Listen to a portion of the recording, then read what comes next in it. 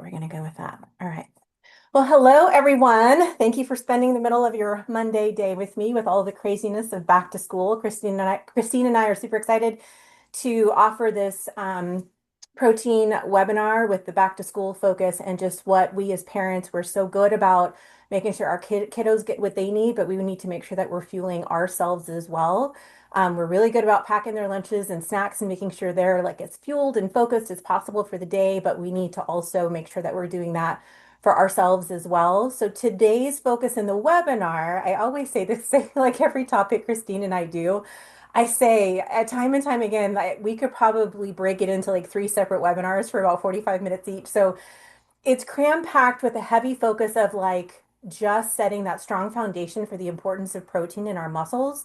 Just know that the 19-page resource guide has like actual like day in and day out things that you can do to help support this 30, 40-minute webinar with actual concrete examples for you, day in and day out. We're super informal. I talk really fast. You can ask me to slow down or repeat something if you need me to. This will be recorded, so as you know, so if anyone else you feel could benefit from the content information, please feel free to share. I just want people to be empowered with more information to help improve their overall health and longevity and truly appreciate the importance of protein beyond just lifting weights and bodybuilding. Um, so with that, let's get started. Go here. Maybe it'll go. There we go. All right. So, Christine, I'm going to let you introduce yourself first. Awesome. I am Christine Van Diest. I call myself a restorative coach, mainly because it's just not just health, but it's like habits, it's mindset, it's nutrition, it's how we move our bodies. I was really stuck for so long and didn't have a really good body image. And then just learning what I've utilized to love on clients. I get to work with a lot of clients really in the nutrition and the fitness realm. So that's been a really fun part for me and to partner with amazing people like Julie that knows her stuff and really we can help more people. So Yeah. thanks for having me. Hey, thank you for being here with me.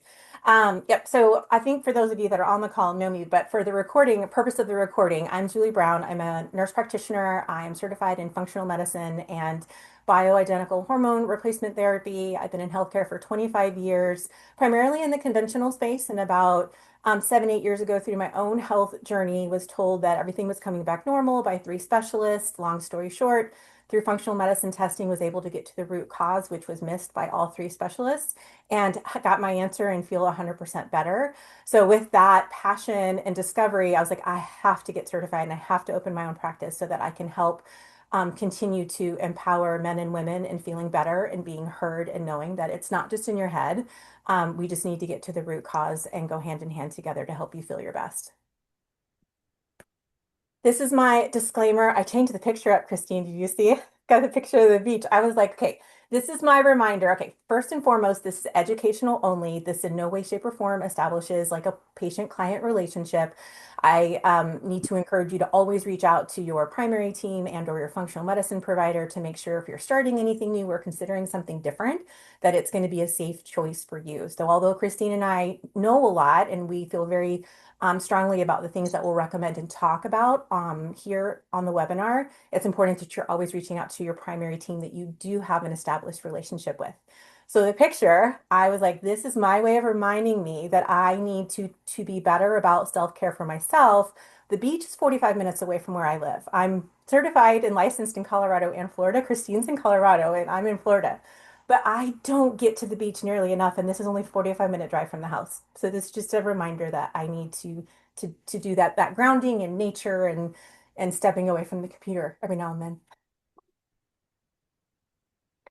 All right. So we're so glad you're here again. You obviously wouldn't skip packing lunch for your kids and your family. But we do often skip fueling for ourselves properly. So this is what we're going to talk about today is protein and strength and simple strategies that you can help you feel strong and energized and unstoppable would be Christine and I's goal.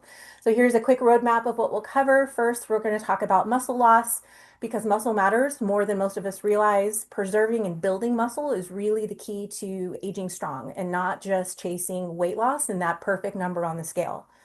Then we'll dive into protein timing because it's not just about how much protein you eat, but it's more important about when and how you eat the protein to spark your growth instead of breaking muscle down.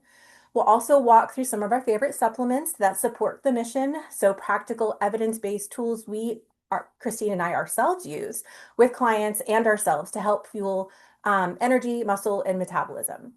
We will dig into sarcopenia, which is the silent epidemic of muscle loss as we age. Movement truly is medicine. You'll hear us say this time and time again. And we'll show you why a sedentary lifestyle is basically a disease state and how to shift, hopefully, more into that strength mode mindset. And it wouldn't be a conversation about weight loss and protein if we didn't cover the topic and the pros and cons of GLP-1 medications like the Ozempic and the Wegovys. These drugs are here to stay, but the missing conversation is how rapid weight loss often comes with muscle loss and how protein is absolutely essential to protect our long-term health. So now it's time to jump into how we can fuel our strength and not our stress. This slide we're going to spend probably the biggest chunk of time on. So this is really at the heart of why we're having this conversation. There's no such thing as a healthy sedentary person. Like we can eat all the right foods and take all the best supplements, but if we are not moving our bodies and protecting our muscles, we're basically setting ourselves up for decline. So we'll start with the reality of the sedentary lifestyle. And this is probably a gross underestimate, but over half of adults don't even meet the minimum physical activity guideline requirements. And here's the truth is that sedentary is not neutral. Lack of movement greatly impacts our metabolism, our blood sugar, and our muscle mass. And in fact, it's considered a major risk factor for chronic disease and even early aging, which is absolutely what we can avoid. And we're going to talk about those things. Um, Regarding the sarcopenia, again, that's age-related muscle loss. So it actually begins, just makes me sad, but there's hope, there's solutions. It begins as early as in our 30s and it accelerates, especially once we hit the 50s. So it's linked to fatigue, poor balance, and weakness. And the biggest one that I've seen personally in healthcare is that loss of independence, which can be devastating for people. So I'm going to say this twice because this is a huge one. Like basically sarcopenia, so that age-related muscle loss, is expected to surpass obesity as the biggest epidemic in our aging population. Again, sarcopenia is expected to surpass obesity as the biggest epidemic. This is huge. And the key is that it's not just about calories. The solution is about doing like, and Christine can speak a little bit about this, of that resistance training combined with muscle building nutrition to truly fuel our muscles.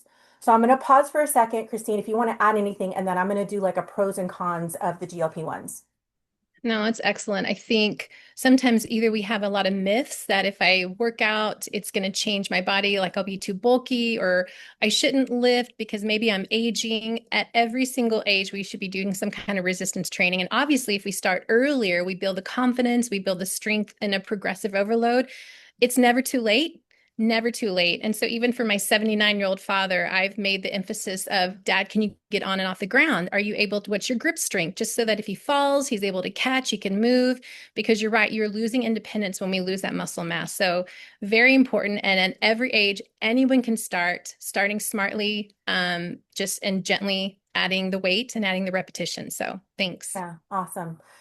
So, GLP-1s are hot topic anywhere you turn on social media, news, and conversations with friends and family. Usually this is coming up. So I wanted to kind of just do a quick highlight on the pros and cons because it's not evil, it's not horrible, but I just want people to be informed and knowledgeable about the pros and cons. So, you know me, I'm a glass half full silver lining girl. So I'm going to start with the pros. They do help regulate body weight by lowering your blood pressure, your glucose levels, and your lipid levels. Our bodies actually naturally produce GLP-1s, and we're going to talk about how you can make that happen even more so. So, like, we do naturally produce it, so we kind of need to harness that a little bit. But when you're doing the synthetic GLP-1s, so they help reduce liver fat, which helps reduce that non-alcoholic fatty liver disease, which can be problematic. They do increase your satiety and suppress your appetite. So you're going to feel fuller longer and your appetite is going to be suppressed, which means you're not going to eat as much, which means you're going to, obviously, there's weight loss that correlates with that. Both natural and drug forms of the GLP-1s help improve cardiovascular health and can reduce inflammation. So those are all really great things. The flip side is that up to 50% of the weight lost on the GLP-1 medications, like the Ozempics and the Wegovys, are can actually, it's like muscle that's being lost, which is the last thing that we want. So without intentional protein intake, strength training, proper supplementation, that muscle loss leads to long-term metabolic problems with like frailty. It actually worsens insulin resistance and lowers your resting metabolic rate almost indefinitely. The most concerning thing for me with regarding the cons with the GLP-1s is that there is biological aging happening in upwards of 10 years just so that you can get that perfect number on the scale. I'm going to say it again. Biological aging in upwards of 10 years, you're aging yourself due to the bone and muscle loss, just so that you can get that perfect number on the scale. There's also gastrointestinal side effects like nausea, vomiting, diarrhea, and in some cases, like actual paralysis of the stomach because it like delays that gastric emptying. And that's a fancy way of saying you just stay fuller longer. So the other thing is that, this raises a huge concern with patients who are on these injections and they need a medical procedure requiring anesthesia. If you've got that delayed and gastric emptying, it's really increasing your surgical complication risk factors, which is really, really scary. The injections can be costly. Some people are scared of the injections, so sometimes their compliance isn't super great because they're, scared about the needle, and the cost can sometimes be cost prohibitive. Um, One final thing that I'll say about it is that I have seen this personally with some patients and just in conversations with people about, because I always commonly get asked about, do I prescribe GLP-1s? Is that depressive symptoms can emerge or worsen when the patient stops taking these drugs to the point where they end up going back Hmm. on it because Right they're now, she's talking about how bad that miserable looks it like. feels. Let me see if I can, there we go. We'll meet up. All right. So I've seen, again, like firsthand with the depressive symptoms either emerging or worsening, or like if you're somebody who didn't have anxiety, now you have a little, anxiety can kind of start to creep in. Also, the rapid weight gain, like you gaining back the weight that you lost, happens usually within the first like 6 to 12 months. And in some cases, even more than where you started off because you're not going to be on the GLP-1 forever. And so when you stop it, you're losing that appetite suppression, that, the extra energy expenditure that you're getting, and that temporary hormone adjustment that happens. So for that quick fix, that quick number, it comes at a huge expense. It is 100% fine if you are in close monitoring with a healthcare professional with regarding like all aspects. So not just the injection, but behavior management, mood management, lifestyle management, nutrition, protein, movement, support systems. All of those need to be in play. So it's not an absolute hard no for me. It's just all of those key things have to be in play because you are what matters the most and you are all of those pieces put together. So like the bottom line, um, there the weight loss it's not the GLP-1's fault, although it's what's happening with the biological aging is the rapid muscle and bone loss is more of the issue, which yes, the injection is causing that. So like it just has to you have to collaborate and make sure that you're looking at all those other pieces and not just giving a prescription for that injection and then just only monitoring the number on the scale. So I'm gonna like get off that soapbox. So in stepping back, we can see protein and movement are absolutely critical. So it's not just about looking toned or losing weight or that perfect number on the scale. I'm going to say this multiple times on the webinar. It's about protecting your independence, your health span, and ultimately your lifespan. Oh, they'll put a smile on Christine's face, I think, because of the quote on here. Protein is literally the number one macronutrient. If that is your only takeaway from this webinar, besides how I feel about GLP-1s, protein is your number one macronutrient. So we're talking about when we see this survival and vitality. So unlike carbohydrates or fats, your body can't store protein. That means that you need to replenish it daily in order to repair your tissues, help with hormone support, build enzymes, and keep everything functioning properly. One of the biggest misconceptions is that protein is only for bodybuilders. That could be the furthest thing from the truth, which I know Christine supports. It impacts protein, impacts your hormones, mood, metabolism, your immune system, even. So even if you never pick up a dumbbell, you haven't or you never will, protein is still absolutely critical for all of those basic body functions. It's foundational for you to feel your best and for all of the day in and day out functions that your body needs every day. So another key point is that it's a building block that builds and protects our muscle mass. So think of like your muscle as being like your metabolic engine and the protein as the fuel that keeps it running. Without enough fuel or protein, you literally can't maintain the engine's function. And what that means is that your muscle is declining. And overall, what that means is that you're losing strength, energy, and resilience, which is critical when life happens and you need that reserve. The other thing is that protein keeps you feeling full and balanced. It helps stabilize your blood sugars, which my patients that use continuous glucose monitors can attest to. They can see that when they have more protein or start their meal with protein, they can see that their blood sugar doesn't have quite the erratic peaks and valleys. So it helps prevent those midday crashes and cravings.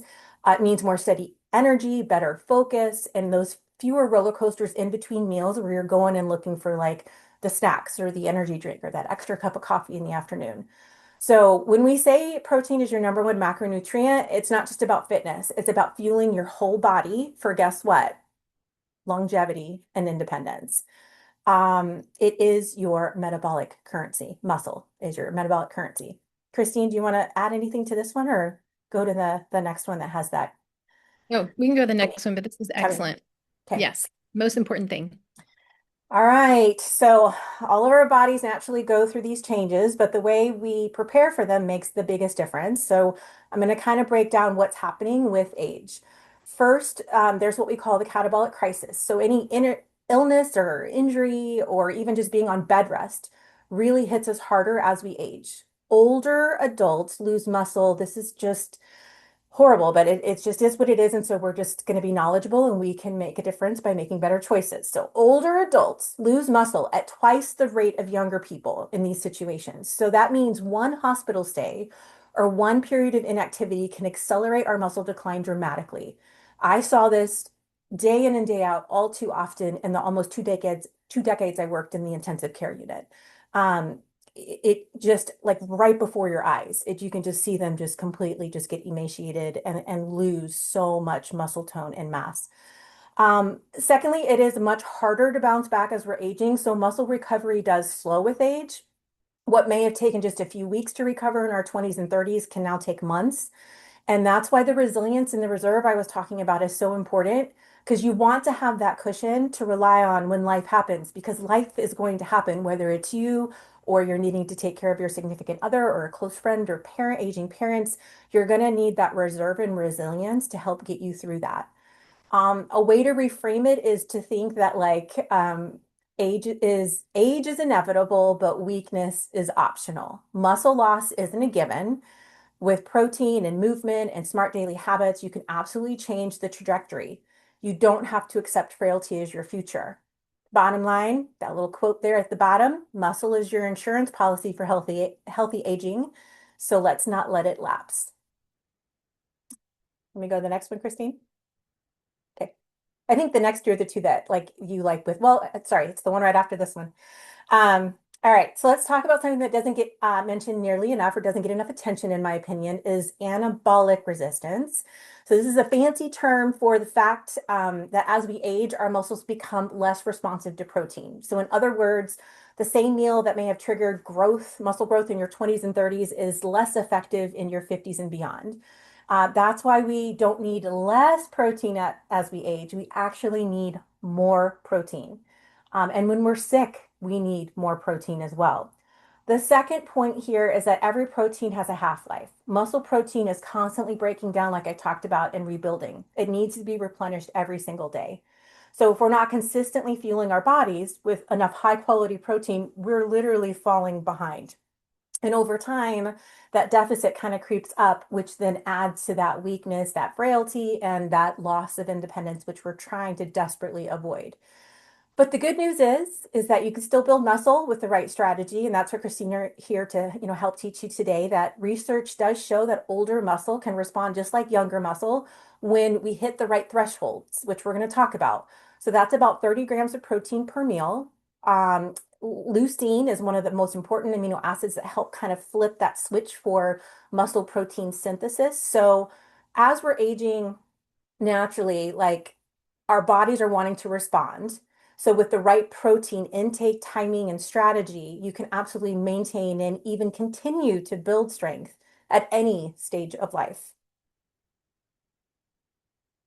This question comes up a lot is like, how much do we actually need? So the recommended daily allowance is actually set to prevent deficiency, but with restorative health coaching and functional medicine minded practitioners like Christine and I, we're not here to prevent deficiency. I mean, yes, that's important, but we're wanting to optimize our health, not just prevent deficiency. So for most women, that's around like 0.7 to 1 gram of protein per pound of body weight. So if you're about a 150-pound female, then that's about 105 grams of protein per day. The problem is I feel like women are getting like almost half of this. I would say probably on average, we're getting about 60 grams of protein a day, if I had to guess, which is a huge shortfall for like you're not getting the muscle recovery that you need, the strength that you need, that's affecting your metabolism overall, and then your long-term health and the bigger scheme of things. So it's not just about how much you eat, but it's also important the quality, making sure that there's the leucine that we were talking about is one of the essential amino acids that flips the switch for the muscle protein synthesis.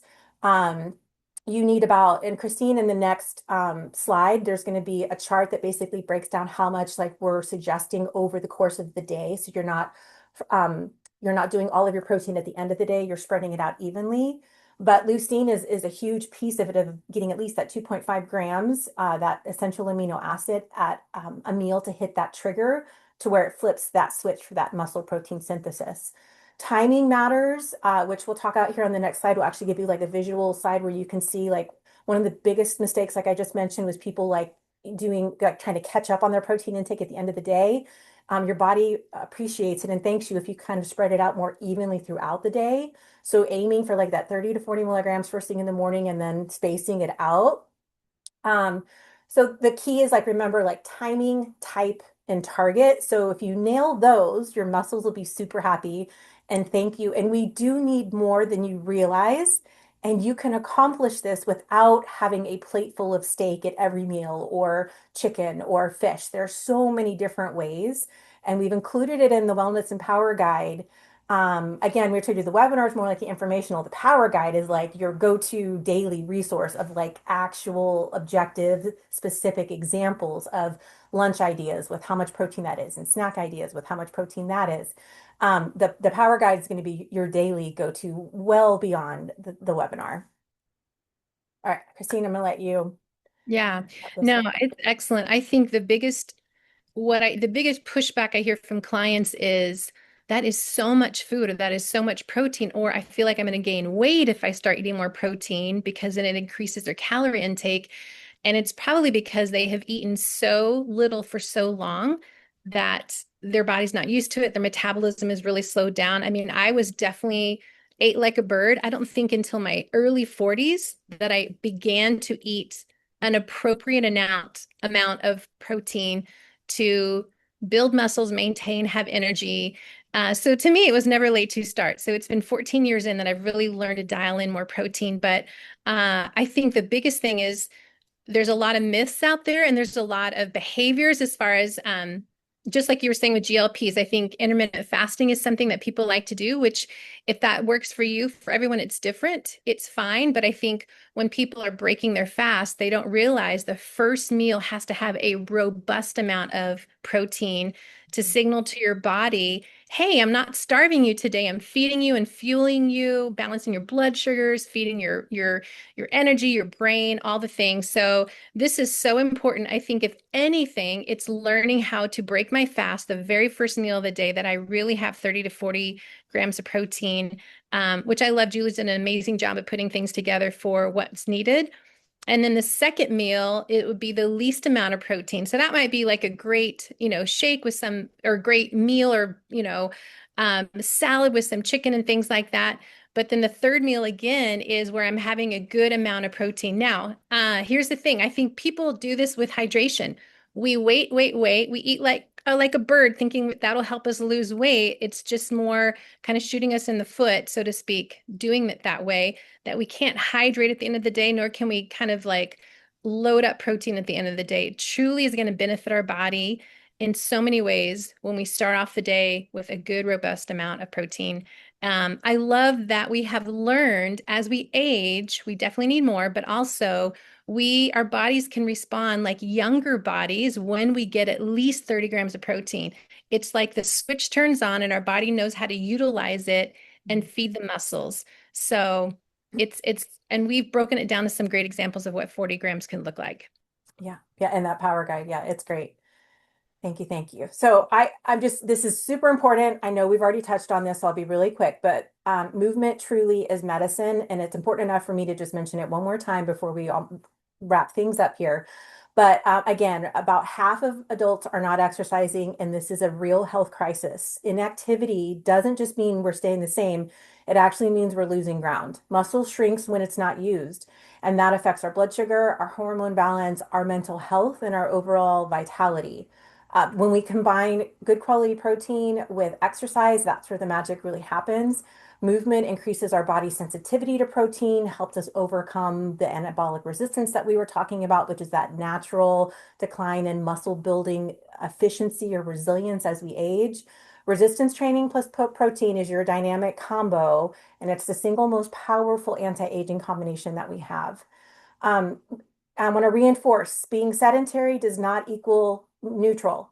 It contributes to fatigue, joint pain, mood swings, and blood sugar instability, that insulin resistance, and that inflammation.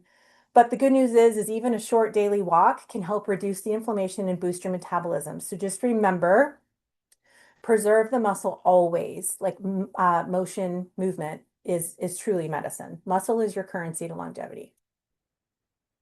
Here's we kind of did like a high level supplements that support muscle and recovery. Again, your protein guide, wellness and protein power guide has actual like specific examples for like lunches and snacks for both mom and dads and for the kiddos. But here's just an example of like 20 plus grams with that leucine that essential amino acid that we mentioned that helps trigger that muscle protein synthesis. So like the Life Shake from Shaklee is an amazing, clean quality meal replacement or recovery drink that you can have. It's easy to digest, no artificial anything in it. It's got great fiber, vitamins, minerals. It goes well with just even water. It's one of the few protein shakes I've ever had that I didn't need to like have like milk or almond milk or something. I can literally just do it with water, and it's smooth and delicious and great and super convenient. The second category is the creatine and the BCAAs, so those branch chain amino acids, which help preserve muscle during workouts and fasting. Creatine comes up as a question commonly with Christine and I and our clients regarding like, do I need it? When do I need it? And we do support it. It enhances your strength, your power, your recovery, especially for women over 35. Great for overcoming those training plateaus and that anabolic resistance and helping to reduce that like overall soreness. On pages 4 through 6 in the Wellness and Protein Guide, there are some great examples, which I mean, I wanted to like pack everything into here too, but you've got that guide. So please, please, please look at that guide. There's a few pages on those pages 4 through 6 that talk about based on your age. So if you're in your 30s, your 40s, your 50s, based on your activity type, what's best with like, should I prioritize collagen over BCAA? Should I prioritize protein over BCAA? And it kind of does like Christine did an amazing job. A lot of that content came from her and her knowledge base and expertise on like, what is it, the collagen, BCAA, and protein and leucine, and when do we need it based on what stage of life we are, and then furthermore, what activity type style we are. Super, super helpful. So pages 4 through 6 on the Wellness Guide are really going to like dial in that for you. Magnesium, those of you that know me know that how passionate I am about magnesium, but it has over 300 functions in our body. It supports muscle recovery, sleep, stress reduction. It's essential for our nervous system regulation. It's great for like post-workout cramps, helps regulate your blood sugar, insulin sensitivity, hormone balance. For those of us that are, most people are more on the constipated side, it helps because it's a smooth muscle relaxant.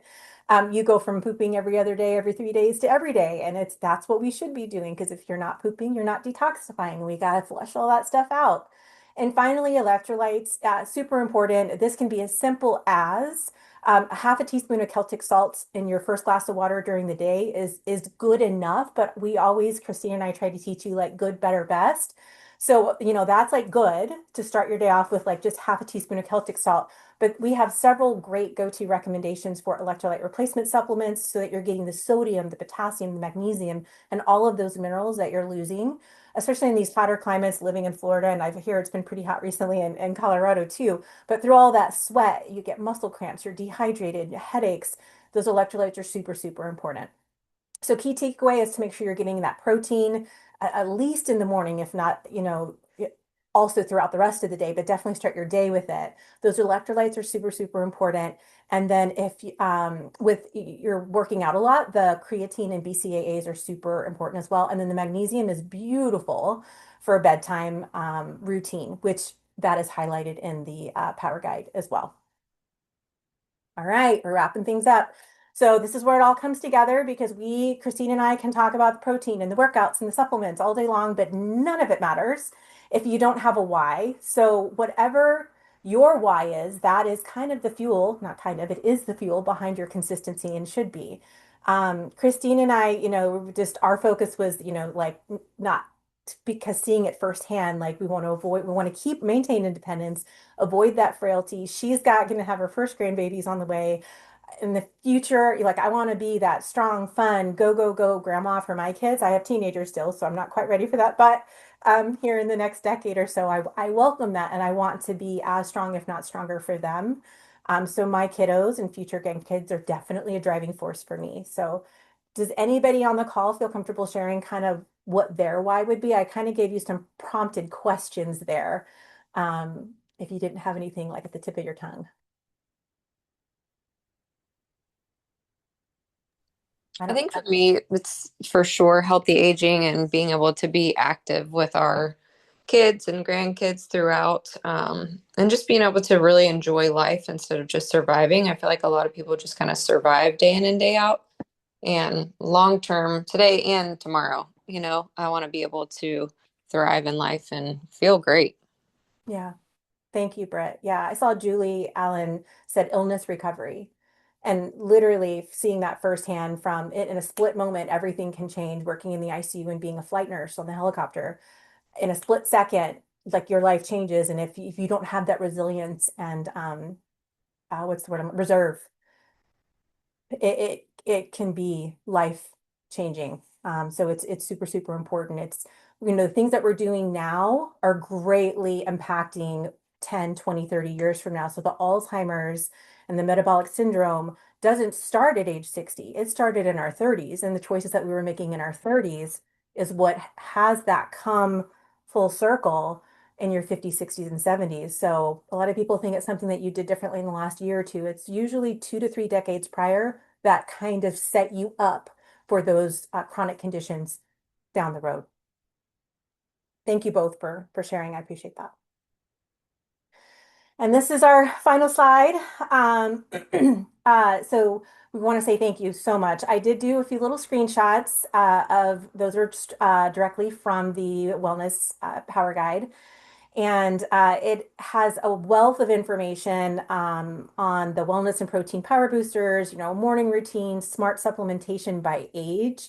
So I did like the little guys and some great go-to smart supplementation for them to help optimize their health, their brain power, and their immune system, especially with going back to school and the petri dish that is the school environment for all of them. So there's ideas for the little guys, then elementary school, middle school, high school, and even our college kids.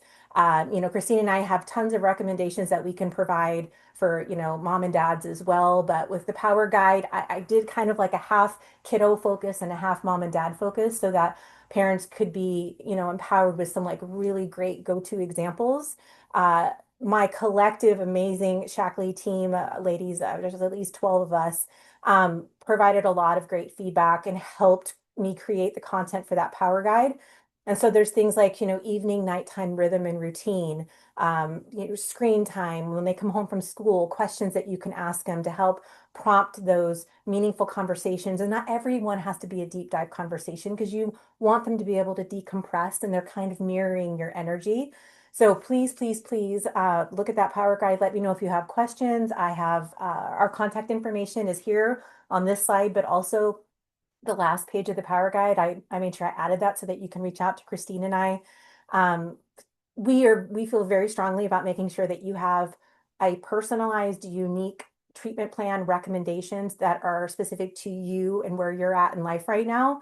And I don't think either of us have black and white cookie cutter protocols because all of us are unique and we need to meet you where you are. And that's different for everyone. And we just feel super passionate about what we do. And we want to make sure you guys are getting the love that you need, the support that you need. And we're here for you with no question is too big or small. I'm going to let Christine close it out.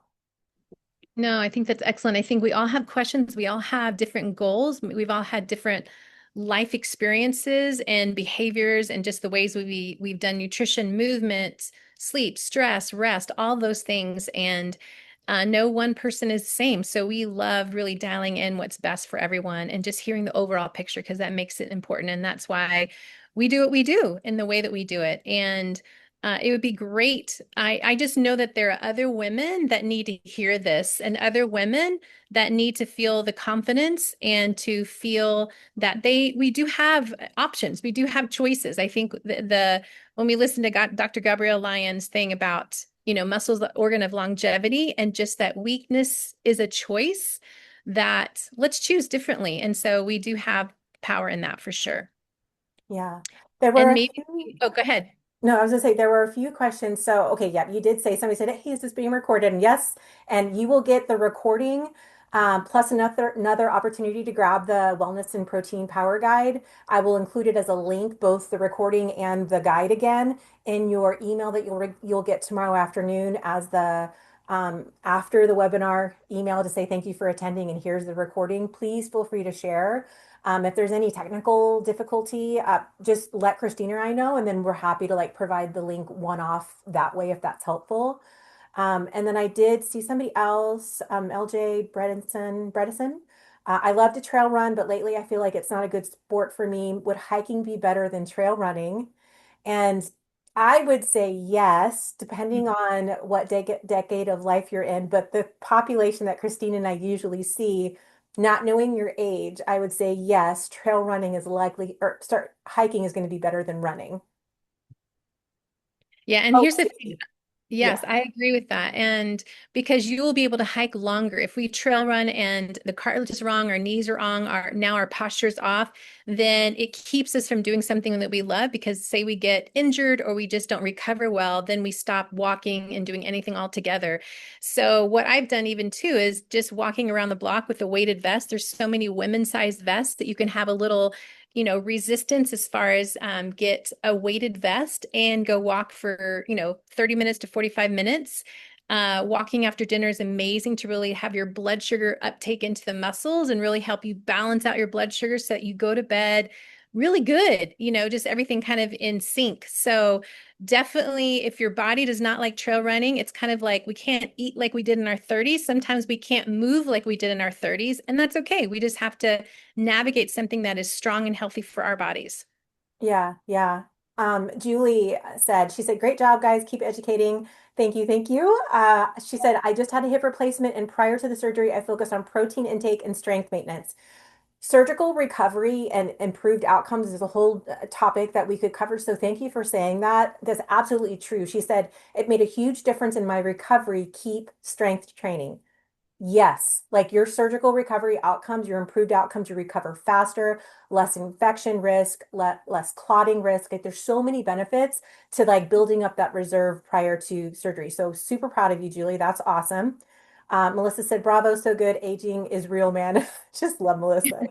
It is, it is. And I know there was one more question about creatine that LJ asked me, and it's one of the most researched products.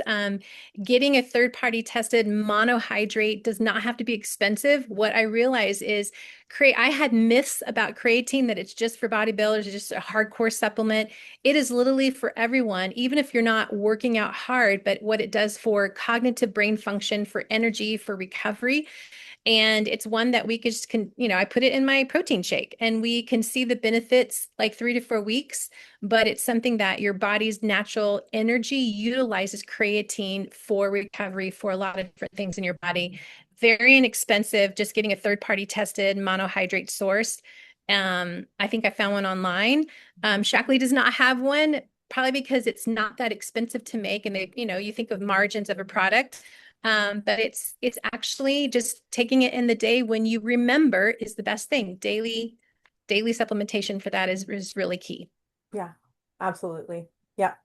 I want to close with, everybody that knows me, I always have a list of references. So if you want science-backed, evidence-based articles to help support the content that Christine and I presented today, there's just a handful. I didn't pick everything, but I kind of picked the heavy hitters. But if you need additional resources or articles to kind of dive deeper, happy to nerd out with you. Just let me know, shoot me an email or Christine an email, and we're happy to kind of have that more nerdy, a deeper level conversation if needed. But with that, I want to be respectful of everybody's time. Thank you so much for your attendance and your participation. Let me know if you have any questions, and Christine and I are excited for, let us know what you want for the next topic. This webinar came out of our hormone series webinar this past summer, and we had several people say, protein, do one on protein. So just throw out topics. We're happy to put this information together and provide free resource and support for everyone. Thank you, Julie. Amazing. Thank you guys for joining us. Thank you, everyone. Bye. Thanks, ladies. You guys are awesome. I'll see you tomorrow. Okay, thank you.